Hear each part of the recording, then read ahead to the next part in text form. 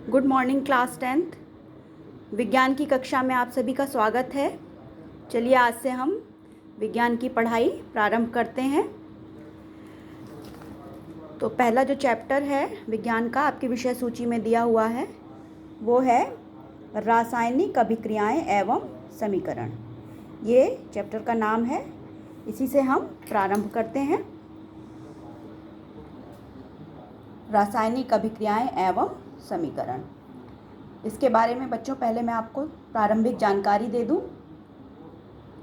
आप सभी ने अपने दैनिक जीवन में घटित कुछ बदलावों पर जरूर ध्यान दिया होगा, जैसे कि गर्मियों में दूध को कमरे के तापमान पर कुछ समय के लिए छोड़ दिया जाए तो क्या होता है, दूध फट जाता है या खट्टा हो जाता है। लोहे की कील में कुछ समय बाद जंग लग जाती है। फलों को कुछ दिनों के लिए छोड़ दिया जाए तो वो खराब होने लगते हैं। पानी को उबालने पर भाप बनती है। बिजली के बल्ब से प्रकाश उत्पन्न होता है। हमारा शरीर भोजन का पाचन करता है, इत्यादि।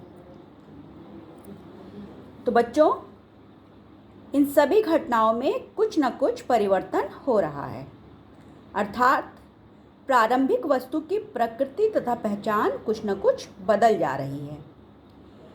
इसी को वैज्ञानिकों ने मुख्य रूप से दो भागों में वर्गीकृत किया है।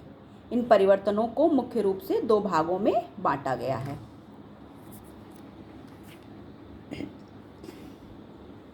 इन सभी घटनाओं में कुछ न कुछ परिवर्तन हो रहा है।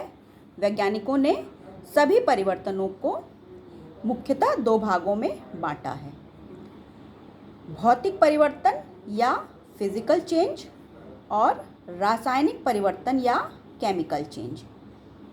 तो पहले हम भौतिक परिवर्तन के बारे में पढ़ेंगे। भौतिक परिवर्तन वे परिवर्तन हैं जिसमें वस्तु की भौतिक अवस्था में परिवर्तन होता है, उसके संघटन एवं कुल द्रव्यमान में कोई भी परिवर्तन नहीं होता है, केवल उसकी भौतिक अवस्था बदलती है। संगठन एवं द्रव्यमान, उसमें कोई भी परिवर्तन नहीं होता है। ये ध्यान देने योग्य बात है। परिवर्तन के बाद कोई भी नई वस्तु नहीं बनती है, अर्थात परिवर्तन के बाद किसी भी नई चीज का निर्माण नहीं होता है। वस्तु के केवल भौतिक गुण जैसे कि रंग, आकृति या आकार, यही बदलता है। भौतिक गुण क्या होते हैं? रंग, उसकी आकृति, शेप या आकार, यही बदलता है और कोई भी चीज़ नहीं बदलती है। उदाहरण के तौर पर शक्कर या नमक को हम जल में घोल दें तो ये एक भौतिक परिवर्तन कहलाएगा। बिजली के बल्ब का प्रकाशित होना ये भी एक भौतिक परिवर्तन का ही उदाहरण है। भौतिक परिवर्तन में केवल अवस्था का परिवर्तन होता है।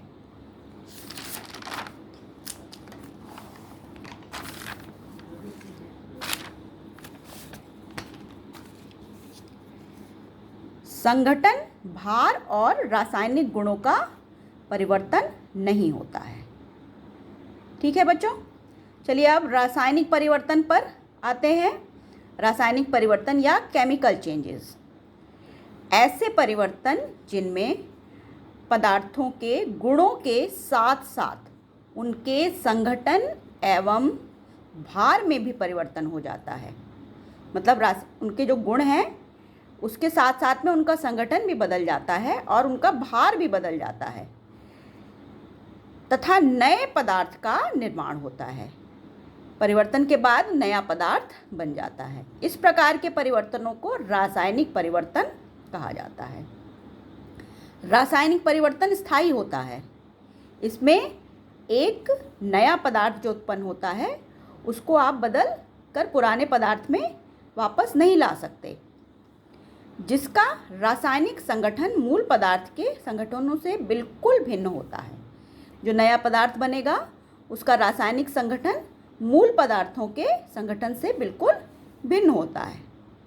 उदाहरण के तौर पर दूध का दही बनना, दूध से दही का बनना, यह एक रासायनिक परिवर्तन है। लोहे में जंग लगना, ये भी एक रासायनिक परिवर्तन है। मैग्नीशियम के रिबन का जलना इत्यादि, ये सभी रासायनिक परिवर्तनों के उदाहरण हैं। जब कोई रासायनिक परिवर्तन होता है तो वहाँ रासायनिक अभिक्रिया भी होती है। रासायनिक परिवर्तन जब होगा तो वहाँ पर क्या होगा, रासायनिक अभिक्रिया भी होती है। और सभी रासायनिक परिवर्तनों को रासायनिक अभिक्रियाओं के द्वारा ही दर्शाया जाता है। इन्हें प्रदर्शित करने के हेतु कुछ समीकरणों की आवश्यकता पड़ती है, जिन्हें रासायनिक समीकरण कहते हैं। तो बच्चों, यहीं से आपके अध्याय का प्रारंभ होता है, जिसमें हम क्या पढ़ेंगे, रासायनिक अभिक्रियाएं पढ़ेंगे और रासायनिक समीकरण पढ़ेंगे।